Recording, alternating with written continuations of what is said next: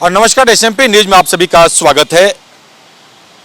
मुद्दा है फिर से वही जेबी केसेस को लेकर के, और जेबी केसेस को लेकर के लगातार चर्चाएं अभी इसलिए हो रही है कि लगातार उन पार्टी के लोग रांची आ रहे हैं और अपनी जो अभी हाल के दिनों में जो एक्टिविटी है पार्टी की, वो मीडिया के सामने समक्ष साझा करते नजर आ रहे हैं। लेकिन कहते हैं कि किसी भी संगठन को या किसी भी पार्टी को चलाने के लिए एक व्यक्ति का अहम भूमिका होता है, जो संगठन को बेहतर तरीके से चलाने की वो कोशिश करता है। उस पार्टी में या उस संगठन में कौन लोग आएंगे, कैसे होंगे, उनका दायित्व क्या है, उनकी जिम्मेवारियों को कैसे लोग देखते हैं और उनकी छवि क्या है और उनकी योग्यता क्या है, यह देखना बहुत जरूरी होता है। तो ही जाकर संगठन स्वच्छ और मजबूत होता है। तो जेबी केसेस के द्वारा भी लगातार यह प्रयास किया जा रहा है कि जो 2024 लोकसभा चुनाव में हुआ वो फिर से विधानसभा चुनाव में न हो। इसको लेकर के लगातार तैयारियां चल रही है, बैठकों का दौर जारी है। लेकिन आपको बताते चले कि जेबी केसेस के साथ अब जुड़ने के लिए कई लोग अब आगे आ रहे हैं। लेकिन आपको हम बता दें, इस संगठन में आने से पहले या जेबी केसेस में आने से पहले क्या करना होगा, क्या क्राइटेरिया है, आपको कैसे इसमें अहम भूमिका मिल सकता है या नहीं मिलेगा, इसका डिसाइड कौन करेंगे।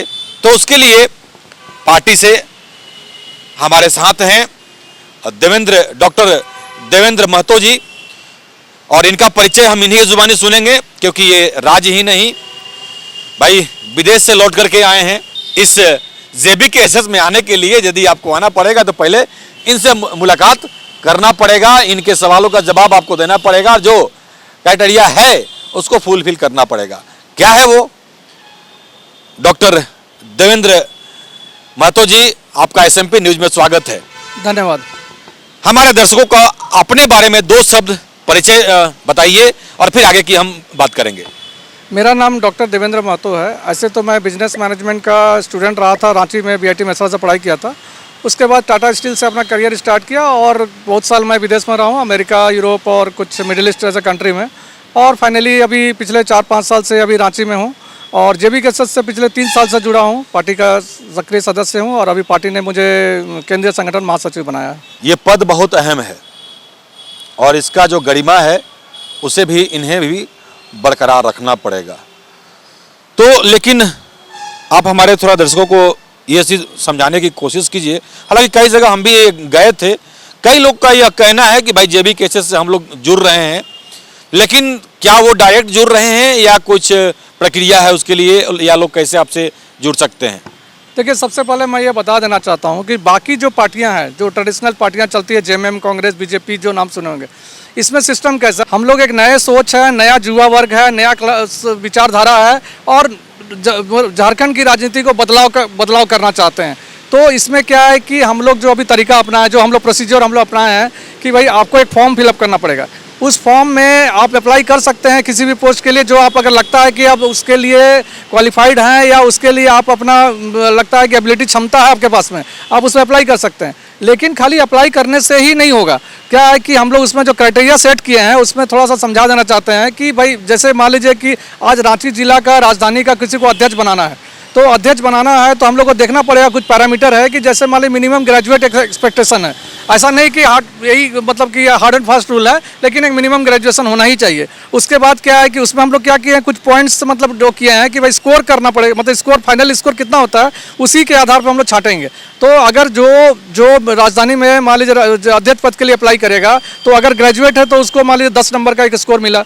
उसके बाद अगर वो पार्टी से कितने साल से जुड़ा है, पार्टी का कोर कमेटी का मेंबर है नहीं है, अगर कोर कमेटी का मेंबर उसको पूरा एडिशनल मार्क्स मिल गया, उसको 10 मार्क्स का। उसके अलावा क्या है कि वो आंदोलन में पार्टिसिपेट किया है कि नहीं, या पुराना अगर 10 साल का एक्सपीरियंस है, पुराना तो पॉलिटिकल एक्सपीरियंस है, उसको भी कंसीडर करेंगे कि 10 साल का एक्सपीरियंस, 5 साल का एक्सपीरियंस है, कोई दूसरे पार्टी से आया हुआ है। और अगर आंदोलन से जुड़ा हुआ है तो आंदोलन में एज ए मेंबर मतलब कि पार्टिसिपेंट है कि आंदोलन में एज ए लीडर रोल अपना वो किया है। तो जैसा जो रोल है उसके हिसाब से उसमें भी कुछ मार्क्स मतलब स्कोर है। और फाइनली अगर देखा जाए तो अगर कोई लोग, जैसे बहुत सारा यंग लड़का है जो कि बहुत ज़्यादा एज नहीं है, 30 एज है, 20 25-30, तो उसमें ये देखना चाहते हैं कि भाई इस कम एज में मान लीजिए कि वो उसका क्या क्या एबिलिटी है और क्या अगर सामाजिक काम किया है कि नहीं किया है, ये सब देखते हैं। और लास्टली हम लोग ये भी नोटिस कर रहे हैं कि एडमिनिस्ट्रेटिव कुछ स्किल है कि नहीं है। जैसे अगर आप अध्यक्ष बनते हैं तो बड़ा बड़ा पदाधिकारी जैसे डीसी हो गया, एसपी हो गया, एसडीओ हो गया, चाहे सीओ बीडीओ, इससे बात करने का, डिस्कशन करने के लिए क्षमता है कि नहीं है, ये सारा अगर आप क्वालिफाई करते हैं तब जाके हम लोग स्कोर करेंगे। एक पता चलेगा कि आप मान लीजिए आउट ऑफ 10-12 में कितना इसका वो है, उसके अकॉर्डिंगली हम लोग डिसाइड करेंगे कि भाई वो पार्टी का अध्यक्ष बनने के लायक है कि नहीं लायक है। तो इसमें मार्क्स जैसे आप बता रहे हैं तो क्या रखे हैं? पास मार्क्स होता है, जिसे रिजल्ट एक तरह से देखा जाए तो रिजल्ट वाला आप लोग क्राइटेरिया अपना लिए हैं, तो ऐसा क्या रखे हैं? कुछ मानक इसमें कोई पास मार्क्स सिस्टम नहीं है, लेकिन एक पैरामीटर सेट किए हैं कि भाई एक मिनिमम एलिजिबिलिटी अगर इतना रहता है तो उसके बाद हम लोग फिर उसके बाद पार्टी अध्यक्ष हमारे हैं वो डिसाइड करेंगे। लेकिन एक मिनिमम एलिजिबिलिटी इस तरीक़े से सेट किए हैं कि ताकि उनको भी आसान हो जाए, क्योंकि हमारे यहाँ रांची जिला में अभी करीब 150 से ज़्यादा एप्लीकेशन आ गया। तो अब हम 150 एप्लीकेशन को छांटने के लिए अब टाइगर जयराम जी के पास तो नहीं जाएंगे अध्यक्ष के पास में। हमारे अध्यक्ष जी को अगर दिखाएंगे कि भाई देखिए इतना लोग है, ये आपको मतलब समराइज रिपोर्ट दे देंगे, उस रिपोर्ट के आधार पर उनको एक टोटल स्कोर पता चल जाएगा हर एक का स्कोर क्या है। तो जिसका स्कोर ज़्यादा है, जो उसका सेकेंड स्कोर है, उससे अगर इंडिविजुअली डिस्कशन करके वो अपना अनाउंसमेंट करेंगे। मतलब पहला डिसाइड पहले आप ही कीजिएगा? हाँ, इस लेवल पे हम स्क्रीनिंग कमेटी में इस तरीके से बना के उनको हैंडओवर करेंगे ताकि उनको आसान हो कि इतना लोग को नहीं देखना पड़े, एक समराइज रिपोर्ट मिल जाए जिसके आधार पर काम कर सके।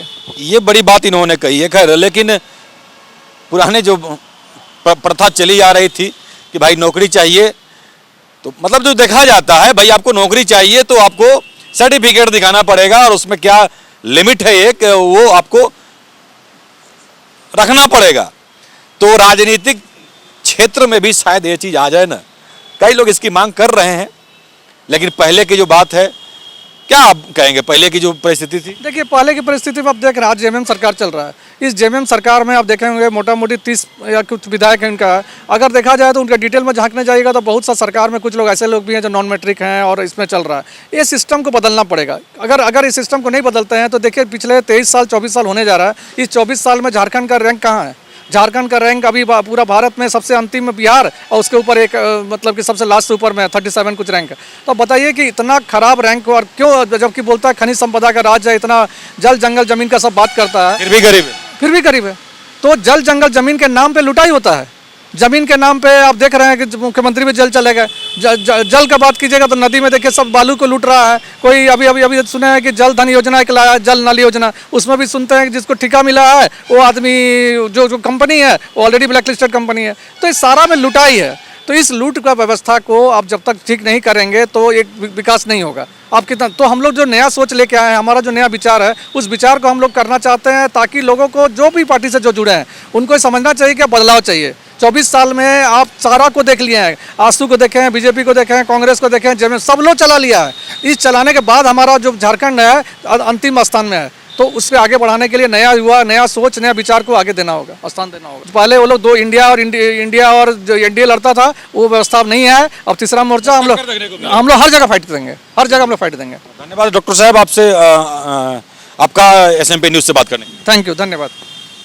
तो अभी आपने सुना, और लेकिन फिर से हम वही बात कहेंगे कि आगे देखिए होता है क्या, क्योंकि विधानसभा चुनाव में इस बार होने वाला है बहुत कुछ, और बहुत कुछ दिखने वाला है, और कई नए चेहरे भी आएंगे, क्योंकि देखिए हर पार्टियां अब इस क्षेत्र में उतर चुकी है, जनता के बीच जा रही है, और नए कई अब पार्टी के लोग भी नजर आ रहे हैं। खैर, तो आज की खबर में बस इतना ही। बने रहे एसएमपी न्यूज के साथ, अपना ख्याल रखें, क्योंकि आपसे हम, आप है हमारी ताकत। लेटेस्ट अपडेट के लिए हमारे फेसबुक पेज को फॉलो और लाइक जरूर करें, तो वहीं विस्तृत खबरों के लिए हमारे यूट्यूब चैनल को सब्सक्राइब जरूर करें। आप सभी का बहुत बहुत धन्यवाद।